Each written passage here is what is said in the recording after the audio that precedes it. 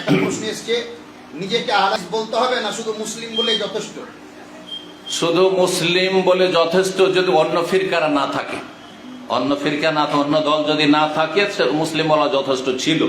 কিন্তু যেহেতু বহু ফিরকা হয়ে গেছে, 73 ফিরকা ভবিষ্যৎবাণী করেছেন তা হয়ে গেছে, সুতরাং অন্যরা যখন কোনো ব্যক্তির সাথে সম্পৃক্ত করে পরিচয় দেওয়াকে গর্ব মনে করছে, আমরা কোরআন সুন্নাহর সাথে সম্পৃক্ত হয়ে পরিচয় দেওয়া এটাতে অবশ্যই গর্ব করতে হবে এবং প্রয়োজন রয়েছে, প্রয়োজনে দেব। যদি অমুসলিমকে জিজ্ঞাসা করে ভাই আপনি কে, তো বলবো যে আমি মুসলিম, তখন আহলে হাদিস বলার প্রয়োজন নাই।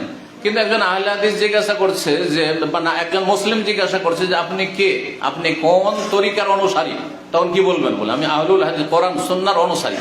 আপনি আহলুল হাদিস বলেন, সালাফি বলেন, মুহাম্মাদি বলেন, বা কোরআন সুন্নাহর সালাফদের অনুসারী বলেন, সাহাবায়ে কেরাম, তাবেঈন, তাবাঈন অনুসারী বলেন, কোন একটা ভাষা অবশ্যই বলতে হবে। আর আপনি বলবেন শুধু মুসলিম বলা যথেষ্ট না, এর গুমরাহ। যারা বলে শুধু মুসলিম বলো, সাম্মাকুম মুসলিমিন থেকে বিভ্রান্ত। এই কোরআন পড়ে ফতোয়া দাও, হাদিস পড়ে ফতোয়া দিয়ে যদি গুমরাহ হয় তর্জমা করে শুধু, তাহলে কোরআনের তর্জমা করে ফতোয়া দিলে গুমরাহ হবে না? অবশ্যই গুমরাহ হবে। কোরআনের সাথে আরো সবকিছুকে মিলাইতে হবে। আপনার মুসলিম বলা কখন যথেষ্ট? যেখানে কোন দল নাই, সবাই খাটিয়ে একবার কোরআন সুন্নাহ অনুসারী মুসলিম হয়ে গেছে। জি, যার ফলে আহলে হাদিস পরিচয় দেবেন, এতে কোনো সন্দেহ, গর্বের সাথে দেবেন। সালাফি পরিচয় দেবেন, গর্বের সাথে দেবেন।